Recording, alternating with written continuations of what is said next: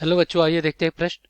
केंद्र ए से प्रारंभ करते हुए बारी बारी से केंद्रों ए और बी को लेते हुए त्रिज्याओं 0.5 semi, 1 semi, 1.5 semi, 2 semi dash dash dash वाले उत्तरोत्तर अर्धवृत्तों को खींचकर एक सर्पिले यानी स्पाइरल बनाया गया है। जैसे कि आकृति यहाँ पे दिया गया, आप देख रहे हैं। कह रहा है कि 13 क्रमागत अर्धवृत्तों से बने इस सर्पिल की कुल लंबाई क्या है। यानी कि यहाँ पे पाई 22/7 लीजिए कह रहा है, और क्रमशः केंद्र दिया गया A B dash dash dash वाले अर्धवृत्त की लंबाई है L1 L2 L3 L4। तो चलिए इसको हल करते हैं। सबसे पहले तो हम क्या करेंगे, यहाँ पे मुख्य अवधारणा लिखेंगे। मुख्य अवधारणा, तो ये क्या होगा इस प्रश्न के लिए। तो देखिए, हमें पता है कि वृत्त की परिधि क्या होती है, ये होती है 2πr। तो अर्धवृत्त की परिधि क्या हो जाएगी, अर्धवृत्त की परिधि ये हो जाएगी आपका 2πr और बटा में 2, तो 2 से 2 कट गया, कितना हो गया, πr हो गया, इतना हो गया। अब देखिए यहाँ पे कह रहा है कि 13 क्रमागत अर्धवृत्त से बने, तो n क्या हो जाएगा, कितने वृत्त बन रहे हैं, 13। तो एक चीज और हमें पता है कि यहाँ पे देखिए एक श्रेणी बना रहा है। कौन सा श्रेणी बना रहा है ये भी पता चल जाएगा यहाँ से।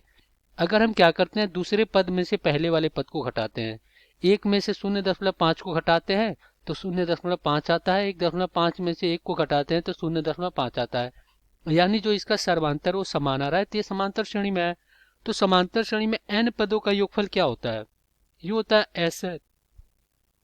एस एन बराबर n/2 बड़े कोष्टक में 2a प्लस n-1 गुणे में d। तो चलिए यहाँ पे दिए गए प्रश्न को हल कर लेते हैं। तो देखिए यहाँ पे जो अर्धवृत्त का जो श्रेणी बनेगा वो किस प्रकार बनेगा, ये बनेगा πr1। मान लीजिए एक बार घुमा तो πr1 हो गया, फिर यहाँ पे प्लस πr2 हो गया, तीसरी बार यहाँ पे πr3 हो गया, और प्लस इस प्रकार ये कहाँ तक जाएगा, ये आपका, तो इस प्रकार ये कहाँ तक जाएगा, 13 क्रमागत कह रहा है, तो यहाँ पे हो जाएगा πr13, यही होगा।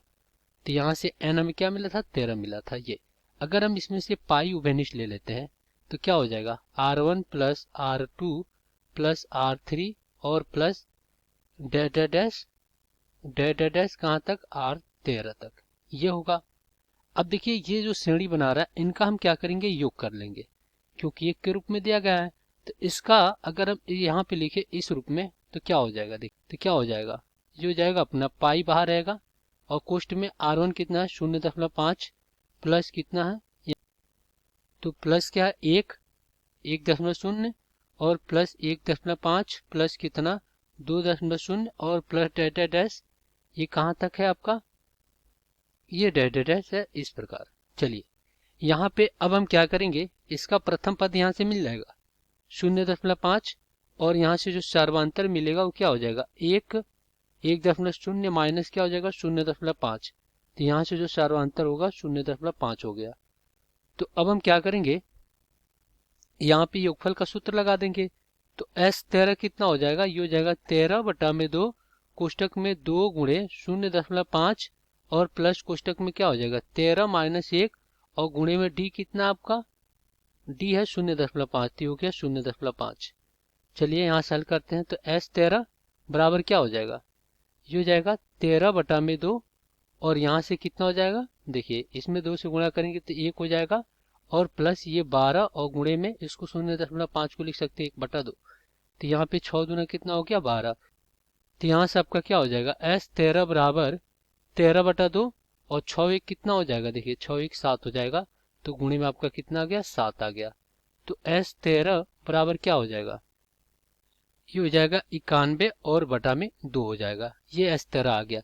अब इतना का तो माना गया S13, तो अब देखिए कुल लंबाई क्या हो जाएगी, कुल लंबाई ये हो जाएगी अपना पाई और गुणे में यहाँ पे 13 से 91 और बटा में 2, तो पाई का मान 22/7 और गुणे में क्या हो जाएगा ये हो जाएगा 91 और बटा में 2, तो यहाँ पे 13 सत्ता 91 और फिर यहाँ से क्या हो जाएगा 11 दूना 22।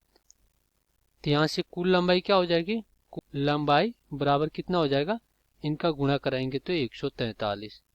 तो 143 क्या हो जाएगा, 143 सेमी। तो यही क्या हो जाएगा आपका उत्तर हो जाएगा। आशा करते हैं बच्चों ये प्रश्न आपको समझ में आया होगा। धन्यवाद।